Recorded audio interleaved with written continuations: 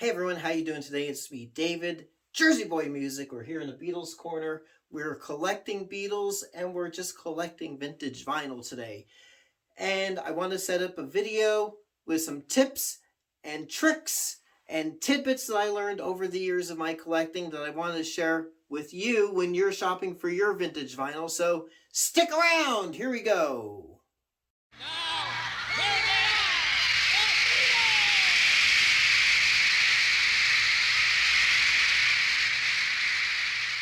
So this first part is going to deal with buying records in person. So, you go to a thrift store, you go to a yard sale or an antique mall, even a record store, and you see an album that you've been looking for. So let's say, you're at the local Goodwill and on the rare chance that you find a copy of Beatles 6, and you're like, oh, wow, hey, cool, it's a Beatles album, I want to get it.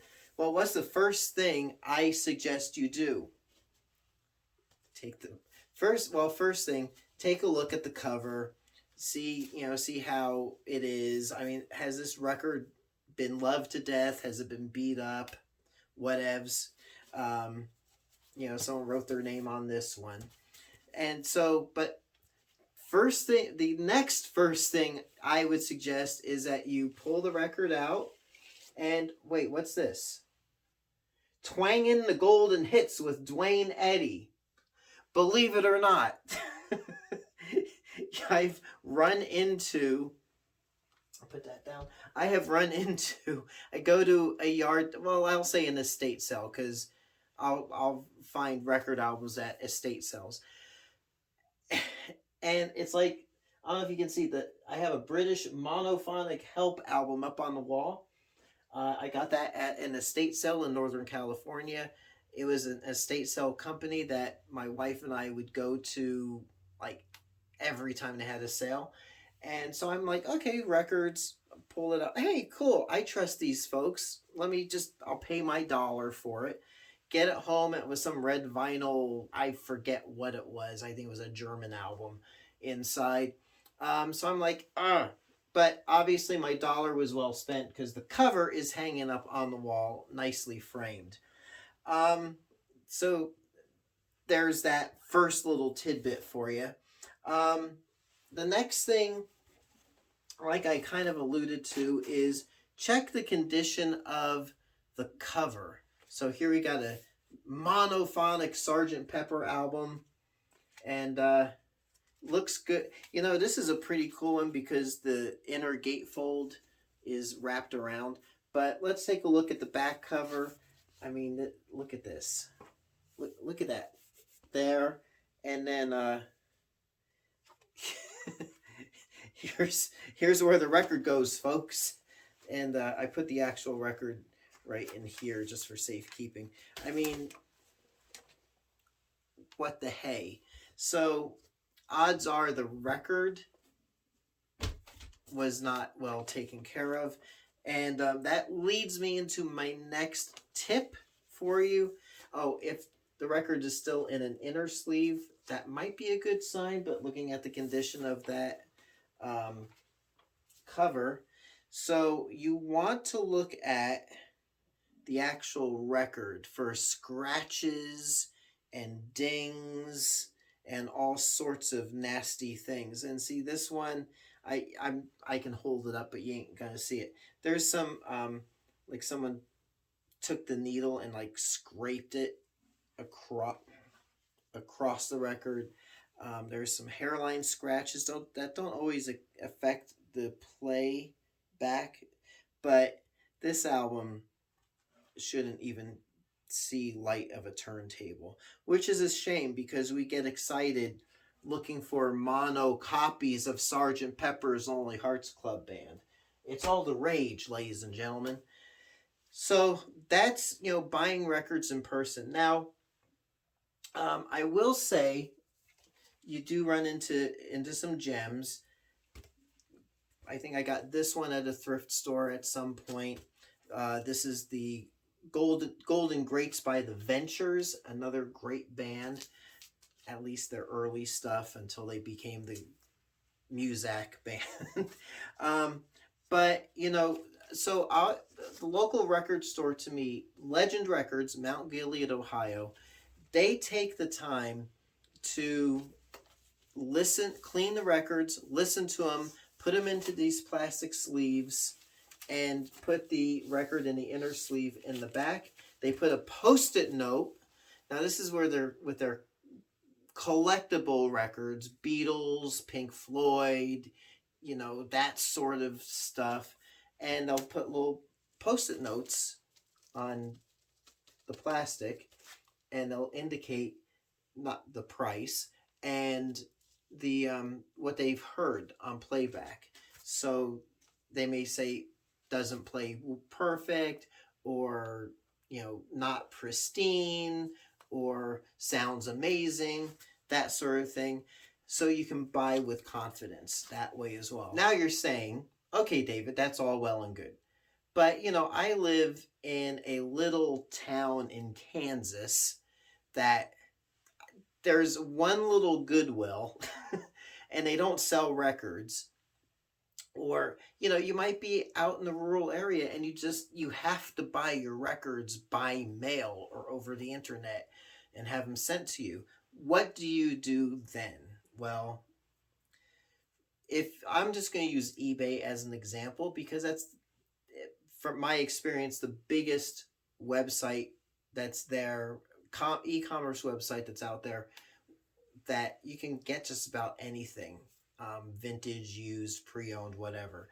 So the first thing I suggest that you do when you do your little search, as let's say you're looking for Golden Greats by the Ventures, read the description first. And look at the pictures. So for example, let me get my Ventures album back here.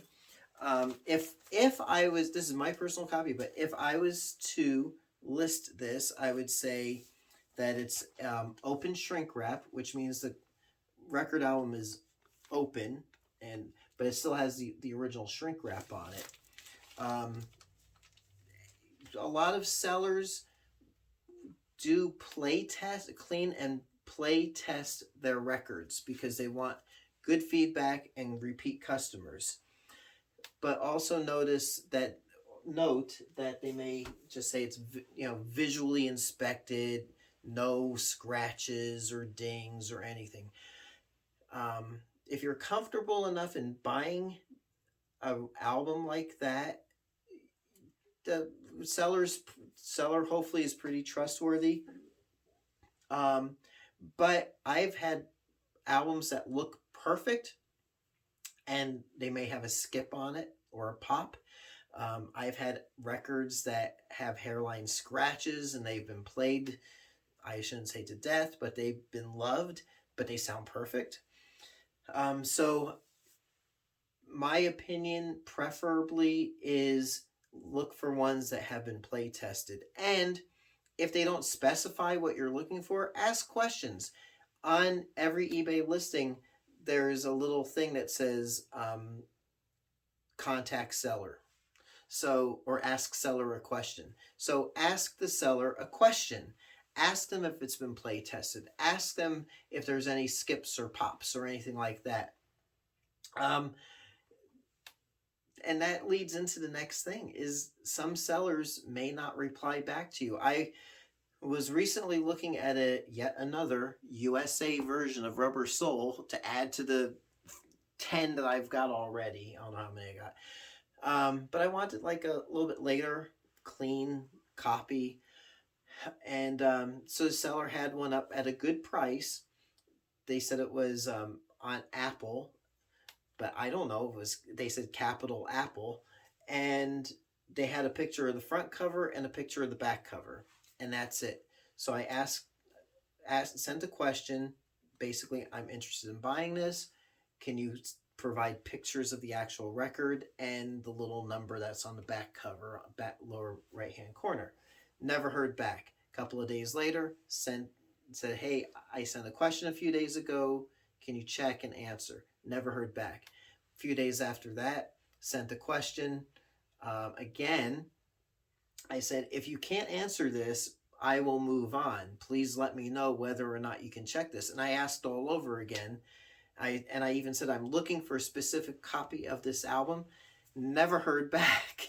So, okay, time to move on. I could have bought it, and if I wasn't happy with it, I could have returned it, but why bother all that time and effort? So it's important to ask questions. And hopefully, if the seller wants a good reputation on eBay or any online marketplace, they should take the time to answer those questions and have a happy return repeat customer. So, those are a few things that I look for in buying records, and I've been pretty successful at it. And also, if you do see, if you're on eBay and you're looking at maybe a certain seller and they have like several records that you want, ask them if they will combine shipping and maybe even work out a little bit of a deal with you as well if you buy a multiple quantity. You can always ask. Never hurts to ask. So there you go. Again, these are some of the things I've learned I wanted to share with you. And not just for Beatles albums, obviously, but for whatever you want to collect.